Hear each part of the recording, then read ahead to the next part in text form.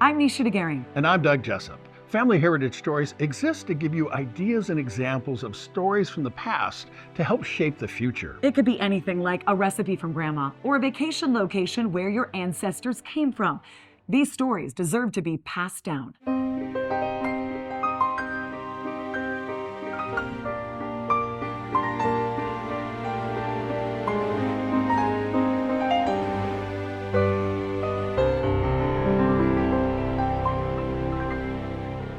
Welcome to Family Heritage Stories, where we talk about what makes us who we are.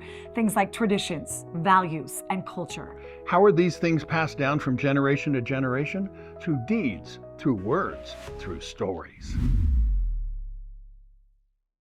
We all benefit from heroes among us. Now, they're going to say, it's just part of the job. But it's more than that. It's time for Hero Salute Stories.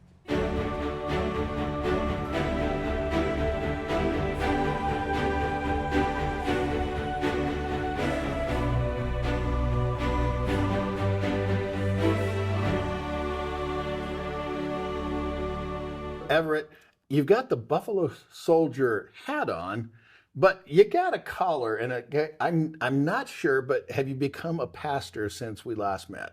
Well, in this portrayal of Lieutenant Colonel Alan Allensworth, he is a military chaplain. Where was he based out of? He was actually based here at Fort Douglas, Salt Lake City, Utah, which is now the University of Utah. I bet most people have no idea about this guy. So tell me a little bit more about him. Absolutely. He was born into slavery in Kentucky, and he escaped during the American Civil War and became a Union soldier. Wow. What does the name Buffalo Soldiers mean, and where did it come from? That's a great question.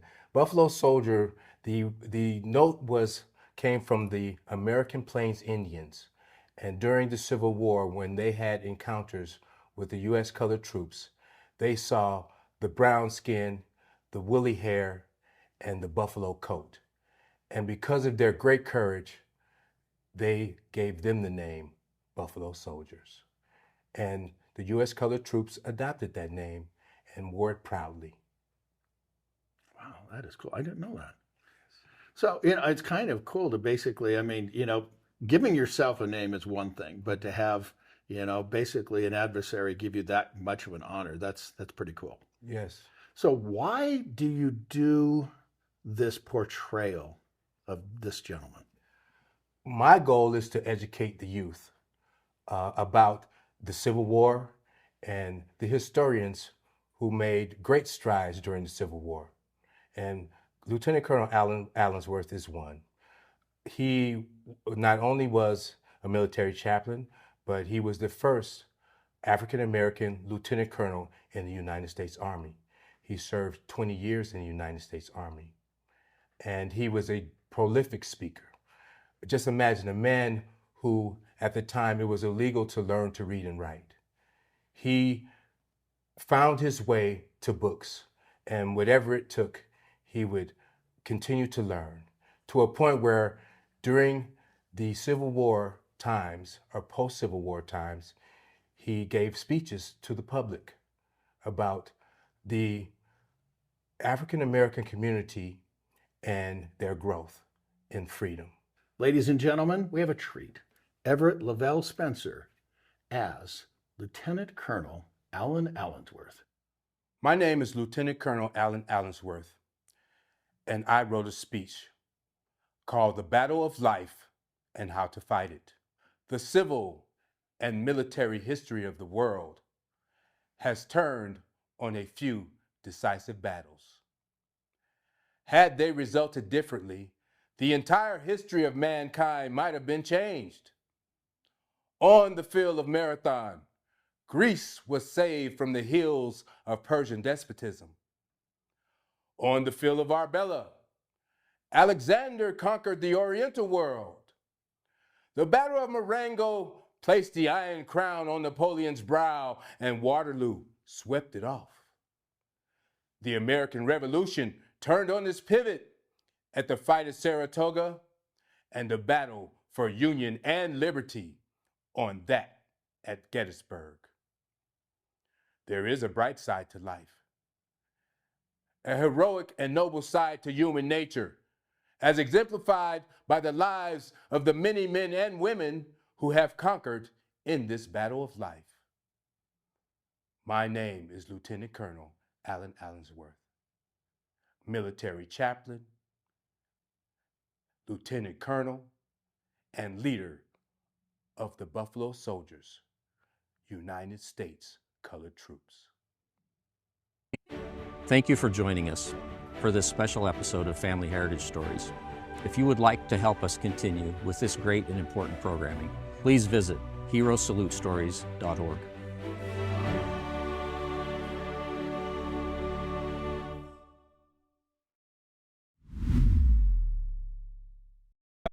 Here in America,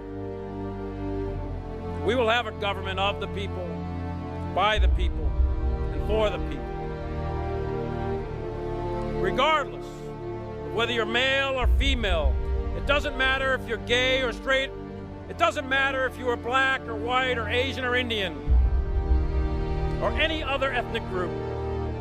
It doesn't matter what your country of origin is, or the spelling of your last name. It does not matter if you are Catholic or Protestant, Muslim or Jew, and it doesn't matter if you don't believe at all. It does not matter if you're rich or poor or common or famous. In this country, in these United States, under those colors of red, white, and blue, in this country, all Americans are created free and equal, and we will rise or fall based on our merit, and we will be judged by the content of our character, not the color of our skin. That is the core organizing principle of the United States of America, and that is why we fight.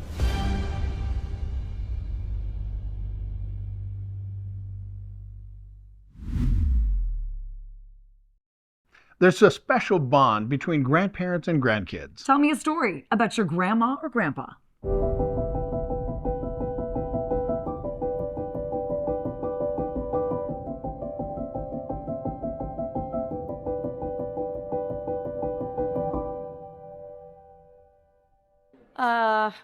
From my mom, from my grandmother, from my father's side, she lived nearby, so we live in the same plot.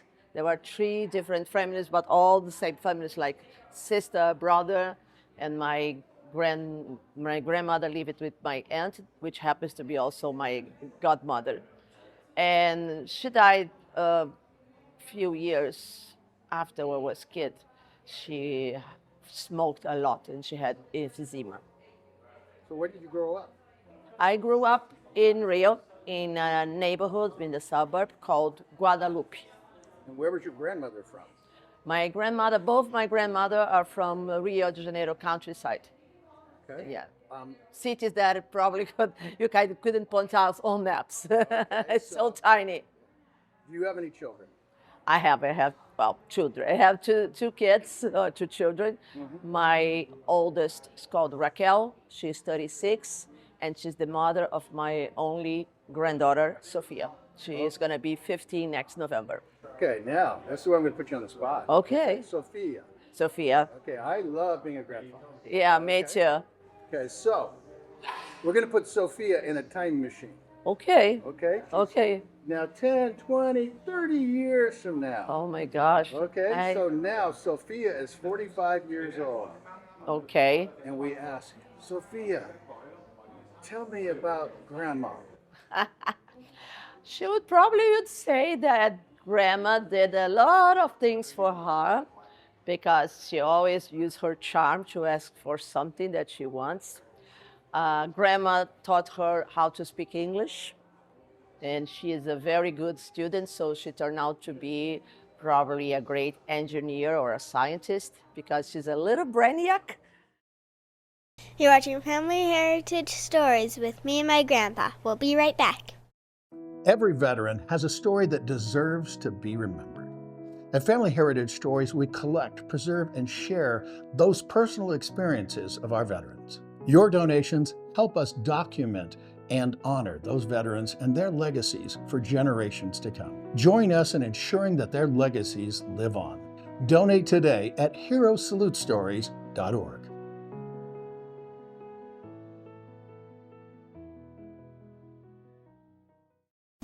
In the early 1900s, luxury travel was by a railroad Pullman car. Surroundings and service were the best. However, the Pullman porter's pay was rock bottom. That is, until A. Philip Randolph began organizing them into the nation's first powerful black union. That 12-year battle won, Randolph went on to win defense and government jobs for blacks using his strategy of mass protest. Years later, commenting on that strategy, Randolph said, "It demonstrated the ability of the black masses to win a victory themselves, and it gave them a new spirit, new hope, new determination, and a belief in themselves." In his later years, Randolph directed the famous March on Washington for Jobs and Freedom. A. Philip Randolph, 12th in the series of Black Heritage stamps, available at your post office now. Have you ever wondered how an object becomes important enough to be passed down from generation to generation? Well, later in the show, we share one of our viewers' treasures remembered. I was just interviewed by Doug Jessup, and he is a natural storyteller, and he found my story because I would have told you that I didn't have one, but his passion, his enthusiasm, and his true interest really brought out some things and memories that I really didn't think anyone would care about, but he's made it into a wonderful experience for me. Imagine capturing the voices, the wisdom, the humor of your loved ones. I promise it will be cherished for generations. To schedule an interview with either yourself or one of your loved ones, contact Krista at fedorafoundation.org. Everyone has a story. Stories have power. They help us understand each other. If you want help saving your family heritage stories with a private interview, contact Krista at fedorafoundation.org for pricing and availability. What does heritage mean to you?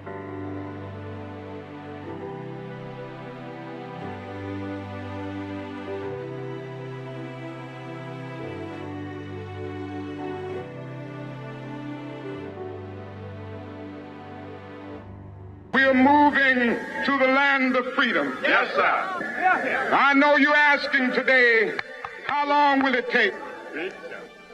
Somebody's asking, how long will prejudice blind the visions of men?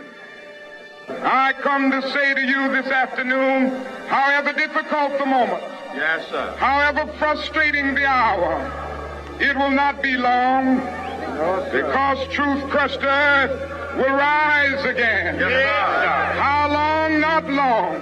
Yes, sir. Because no lie can live forever. Yes, sir. How long? Not long. How long? Because you shall reap what you sow. Yes, sir. How long? Not long. How long?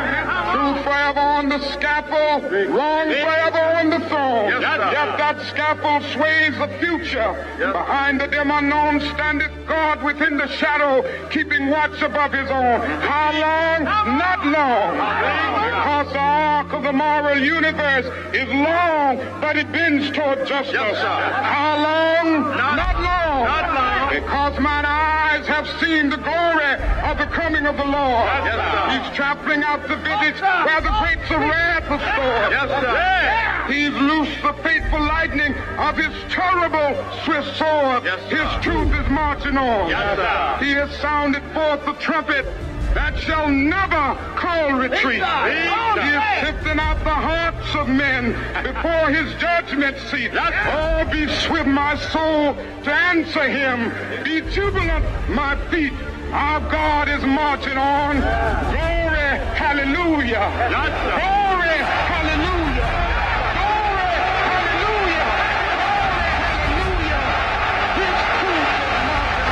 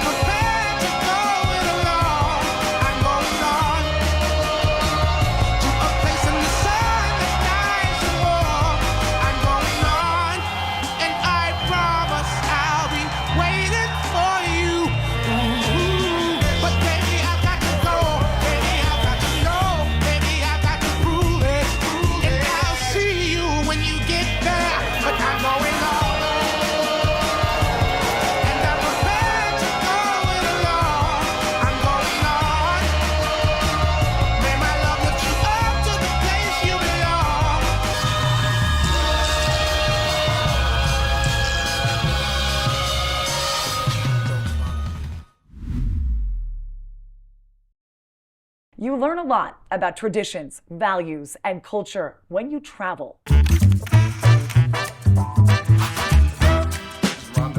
CEO and creator of Soul Society 101. I'm so excited to announce that I've partnered with the Points Guide to embark on this amazing journey to trace my roots, unlock my history, and learn where my family's from, where my history lies. I have no idea where this journey is going to lead me. I do know some details. I was born in Brooklyn, New York, BK all day.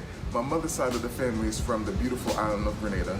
My father's side is from the gem of Jamaica. There are traces of other islands in my lineage, but I have no idea where on the continent of Africa or beyond my history lies. So I'm gonna take this Ancestry DNA kit, get started on my journey, and I want you to join me. So let's do it.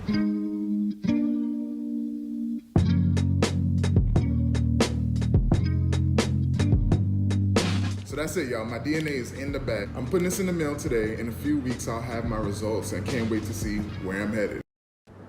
I got my results back, and I'm 29% from Togo and Benin. I don't know much about either country, but looks like we're going to West Africa. Hey, Lomé, Togo marked my first time setting foot in West Africa. I had been to the southern region of Africa before, but I could tell very quickly that West Africa would bring a totally different vibe. My first stop was Marcelo Beach, a local hotspot for kicking back, fun in the sun, and gorgeous views. After devouring my first meal at the beach, I headed over to meet up with Coco, a designer, creative developer, and musician from Togo who started this dope custom-made jersey line with African wax prints called Made in Lomé. I am obsessed with my jerseys and loved meeting my new Togolese friend.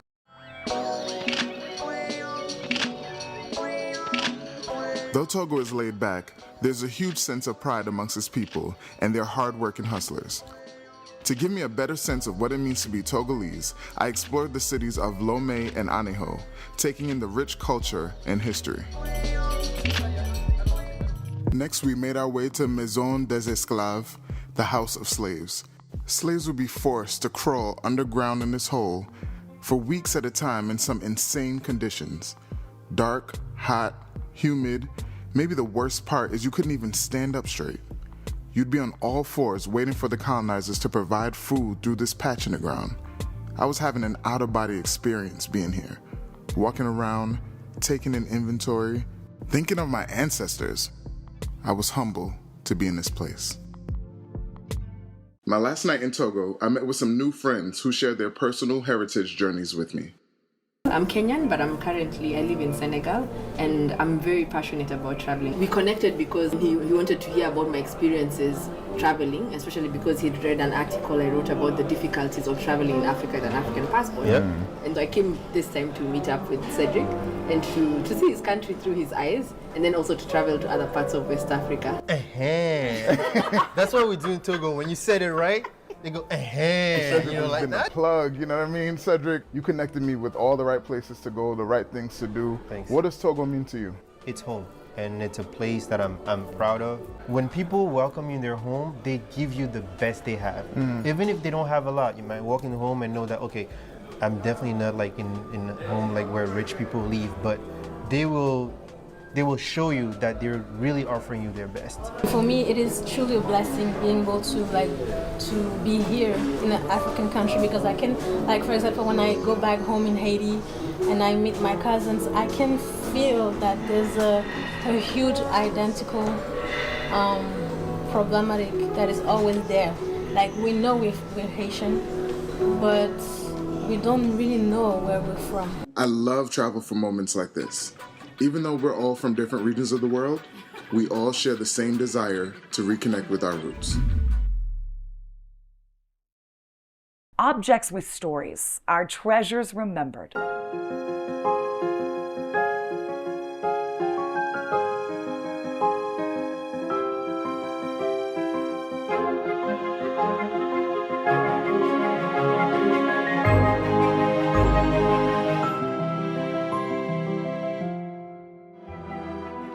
This painting was created by a 15-year-old young man from Afghanistan by the name of Kahar Bazad. It portrays a number of women dressed in traditional blue and orange burqas. Notice they're surrounded by books and eagerly reading. What you might not know is that the scene celebrates the new freedom of women being able to go into the Kabul library. Unfortunately, that freedom didn't last long.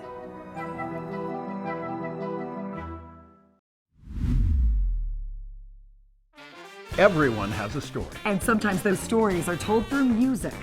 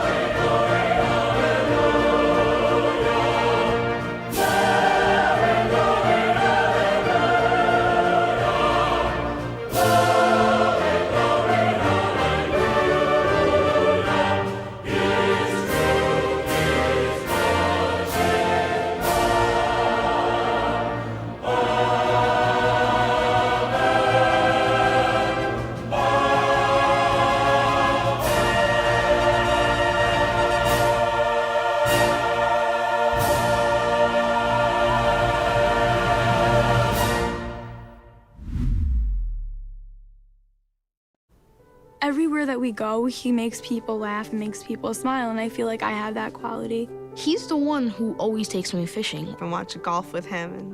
And I watch him cook, because when I grow up, I want to be a cook too. We have the same faces like this. Dad is the one, when you fall, that picks you up. That unconditional sense of presence and reassurance is really what makes him my father. It's our honor to be able to help people remember where they came from. The Fedora Foundation supports the collection, preservation, and distribution of diverse stories of traditions, values, and culture through Family Heritage Stories, on TV and online at familyheritagestories.org. How do you want to be remembered? With another episode of Family Heritage Stories, I'm Nisha Dagari. And I'm Doug Jessup.